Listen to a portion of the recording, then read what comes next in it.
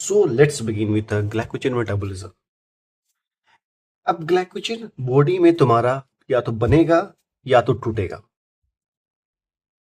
अगर glycogen body में बनता है दैट्स कॉल्ड ग्लाइकोजेनेसिस। अगर बॉडी में ग्लाइकोजन टूटता है दैट्स कॉल्ड ग्लाइकोजेनोलाइसिस। सपोज ये आप हो और आपने 3 प्लेट बिरयानी लपेट ली। 3 प्लेट बिरयानी पेल दी। अब ग्लूकोज सडनली बॉडी में इंक्रीज होगा। अब ग्लूकोज सडनली बॉडी में इंक्रीज हो रहा है। अब बॉडी क्या करेगी? क्या इतना सारा ग्लूकोज ब्लड में घूमते रहेगा? बिल्कुल नहीं। जो ग्लूकोज बॉडी में तुम्हारा बना है, हमारा बॉडी इस ग्लूकोज को फ्यूचर यूज के लिए कि बाद में यूज करेंगे इसको स्टोर करता है। अब स्टोर करता है इन फॉर्म ऑफ ग्लाइकोजन। तुम्हारे बॉडी में ग्लूकोज जो है ग्लूकोज के फॉर्म में नहीं रहता है, वो स्टोर होता है in the form of glycogen. मतलब तुमने अगर एक्स्ट्रा ग्लूकोज खाया, ये ग्लूकोज ग्लाइकोजन में कन्वर्ट होगा। The process is called glycogenesis. अगर बाद में तुम्हारे बॉडी को ये ग्लूकोज का नीड है, एनर्जी का नीड है, मतलब ग्लूकोज का नीड है, तो ये ग्लाइकोजन को तोड़ेगा, ग्लूकोज बनाएगा। इसी को कहते हैं ग्लाइकोजिनोलाइसिस। अब यहाँ पे 2 हार्मोन एक्ट करता है। जो ग्लाइकोजेनेसिस में हार्मोन एक्ट करेगा इंसुलिन, और ग्लाइकोजेनोलाइसिस में हार्मोन एक्ट करेगा ग्लूकागोन। अरे सिंपल है। मतलब कि जो इंसुलिन होता है, इतना पता होगा, जो इंसुलिन होता है वो ब्लड ग्लूकोज लेवल को कम करता है। मतलब जो इंसुलिन होता है वो ब्लड से ग्लूकोज को लेकर सेल में डालता है। इसका मतलब ग्लूकोज को कम कर रहा है। ग्लूकोज कम कब होगा? जब ग्लाइकोजन बनेगा। दैट्स वाई जो ग्लाइकोजेनेसिस में जो हार्मोन इन्वॉल्व होता है that's nothing but your insulin, और ग्लाइकोजिनोलाइसिस में जो हार्मोन इन्वॉल्व होता है that's nothing but your glucagon. तो so in this video we're gonna start with the glycogenesis. Glycogenesis मतलब ग्लाइकोजन का फॉर्मेशन, ग्लाइकोजन का सिंथेसिस।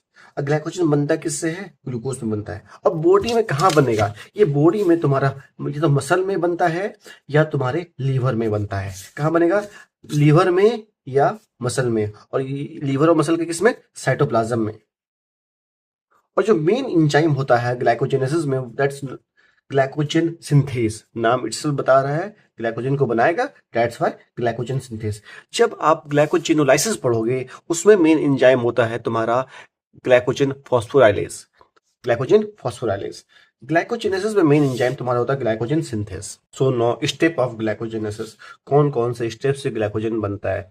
तुमने तुमने ये तुम्हारा बॉडी है, तुमने ग्लूकोज को इनटेक किया। अब ये ग्लूकोज डायरेक्टली ग्लाइकोजन में नहीं बनेगा। फर्स्ट ऑफ ऑल ये जो ग्लूकोज तुमने खाया ये अभी इनएक्टिव है, इसको एक्टिवेट करना पड़ेगा, तब ये पार्ट लेगा ग्लाइकोजन सिंथेसिस में। पहला स्टेप क्या है? Activation of glucose. अब इस ग्लूकोज को तुम यूडीपी खिलाओगे तो बनता है तुम्हारा यूडीपी ग्लूकोज। इसको एक्टिवेट करने के लिए अपने इसको यूडीपी खिलाया और ये यूडीपी ग्लूकोज बना। जो यूडीपी ग्लूकोज में जो ये ग्लूकोज है ये एक्टिव ग्लूकोज है। ये अब पार्ट लेगा ग्लाइकोजन सिंथेसिस में। अब सेकंड स्टेप है addition of glucose to glycogen primer. It means कि ग्लाइकोजेनेसिस के लिए तुम्हें एक इंजन चाहिए, वो इंजन है ग्लाइकोजन प्राइमर। एक इनिशियल पॉइंट चाहिए, वो पॉइंट है ग्लाइकोजन प्राइमर। अब ये ग्लाइकोजन प्राइमर से तुम ग्लूकोज जोड़ते जाओ तो यही तुम्हारा है ग्लाइकोजन। ये पूरा तुम्हारा ग्लाइकोजन ग्लाइकोजन है। ये ग्लूकोज अब जोड़ेगा कौन? अब जो ये ग्लूकोज तुम्हारा एक्टिव हुआ है, अब ये ग्लूकोज यहां से निकलेगा और इसमें जुड़ेगा और ये अलग हो जाएगा। जो तुमने ग्लूकोज खाया वो डायरेक्टली इसमें नहीं जुड़ेगा, पहले तुमको एक्टिवेट करना पड़ेगा। जब तुम ग्लूकोज को एक्टिव किए हो तब ये ग्लूकोज जाके अटैच करेगा, तब बनाएगा तुम्हारा ग्लाइकोजन। तो तुम एडिशन किए, फिर एडिशन करके तुम इसको इलोंगेट किए, बढ़ाते चेन बढ़ाते गए। जब चेन बढ़ाओगे फिर ब्रांचिंग भी करोगे। उसके बाद इसी स्टेप को रिपीट करोगे तो बाद में लास्ट में ग्लाइकोजन बन जाता है। So let's see in the table.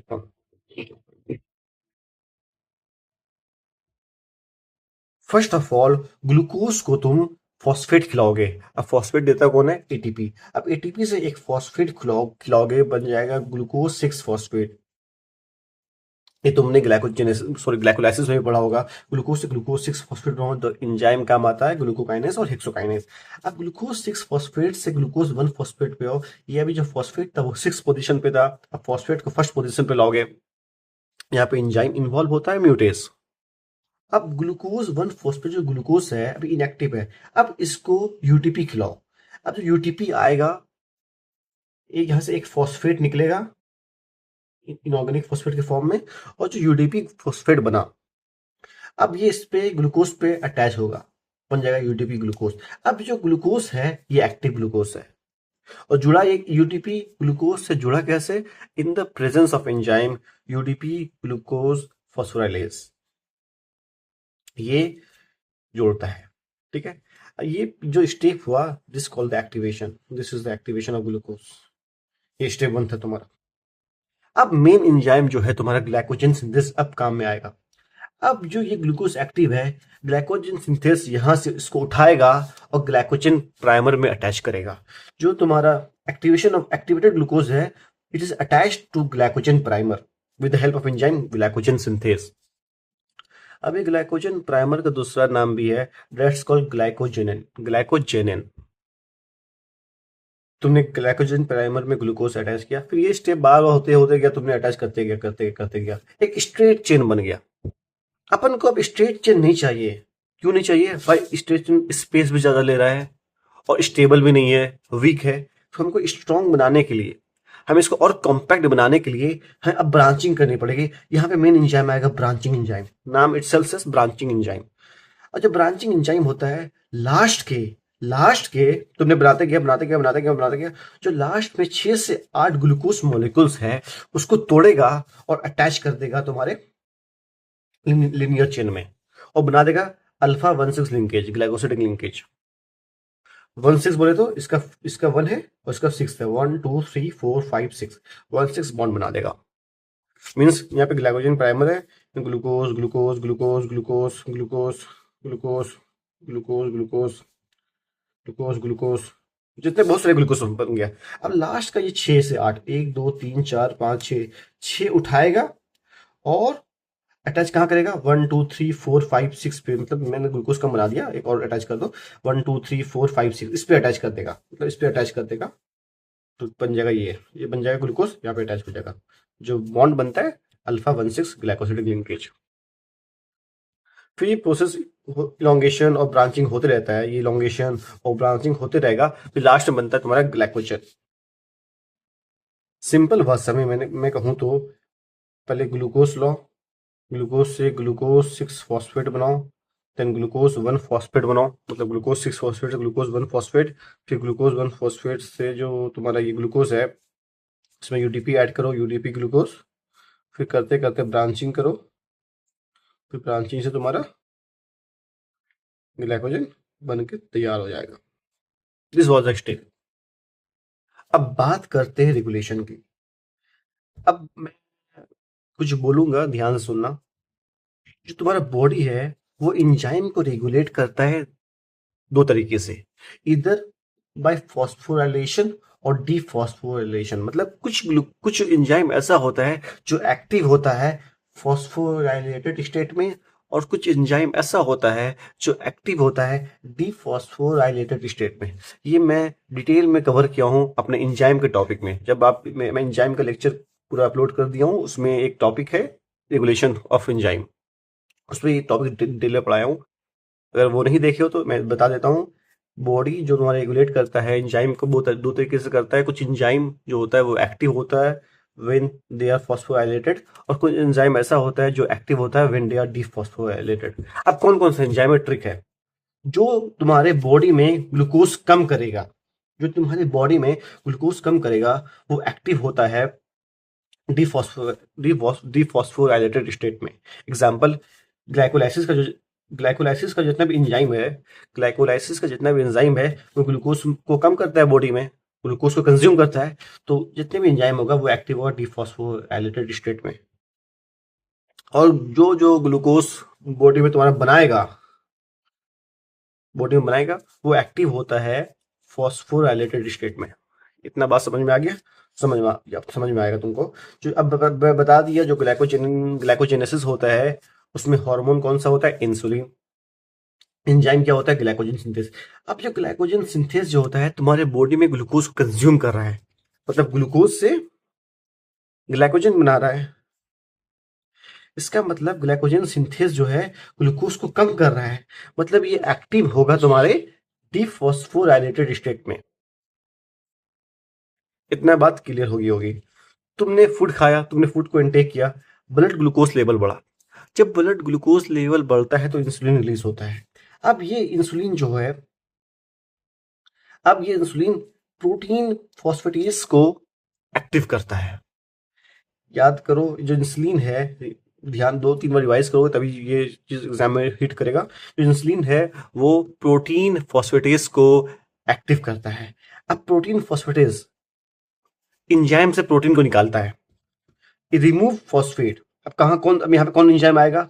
जब तुम ग्लाइकोजेनेसिस पढ़ोगे तो ग्लाइकोजन सिंथेसिस आएगा, जब ग्लाइकोजेनोलाइसिस पढ़ोगे तो ग्लाइकोजन फॉस्फोराइलेस आएगा।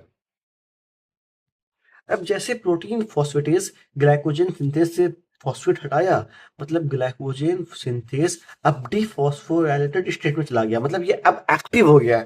जब ये एक्टिव हो गया तो ग्लाइकोजेनेसिस का वो ग्लाइकोजन का फॉर्मेशन होगा, मतलब ये प्रमोट करेगा ग्लाइकोजेनेसिस को। इंसुलिन केवल ग्लाइकोजेनेसिस को प्रमोट नहीं करता है, वो ग्लाइकोजेनोलाइसिस को प्रिवेंट भी करता है। कैसे? तो इंसुलिन का डुअल फंक्शन है, मतलब इंसुलिन ग्लाइकोजेनेसिस को प्रमोट भी करता है और ग्लाइकोजेनोलाइसिस को प्रिवेंट भी करता है, मतलब फॉर्मेशन ऑफ ग्लाइकोजन को प्रमोट करता है और ग्लाइकोजन को टूटने को प्रिवेंट करता है। कैसे? बस यहीं पर छुपा हुआ है। इंसुलिन प्रोटीन फॉस्फेटेज को एक्टिव किया, अब प्रोटीन फॉस्फेट को रिमूव करता है। अगर ग्लाइकोजन सिंथेस से फॉस्फेट हटेगा तो वो एक्टिव हो जाएगा, क्योंकि ग्लाइकोजन सिंथेस तुम्हारा ग्लूकोज को कम करता है बॉडी में। अब जैसे ये प्रोटीन फॉस्फेटेज ग्लाइकोजन फॉस्फोराइलेज से फॉस्फेट हटा दिया, अब ग्लाइकोजन फॉस्फोराइलेज क्या करता था? ये ग्लाइकोजन से ग्लूकोज बनाता था, मतलब तुम्हारे बॉडी में ग्लूकोज को बढ़ा रहा है। अब जो चीज ग्लूकोज को बढ़ाता है वो एक्टिव होता है तुम्हारा फॉस्फोराइलेटेड स्टेट में। जो चीज ग्लूकोज बनाता है वो एक्टिव होता है फॉस्फोराइलेटेड स्टेट में। अब जब ग्लाइकोजन फॉस्फोराइलेज डीफॉस्फोराइलेटेड स्टेट में चला गया, मतलब वो इनएक्टिव हो गया है। जब वो इनएक्टिव हो गया मतलब ग्लाइकोजेनोलाइसिस को प्रिवेंट करेगा। That's why insulin has dual function. So this completes your glycogenesis. Thank you.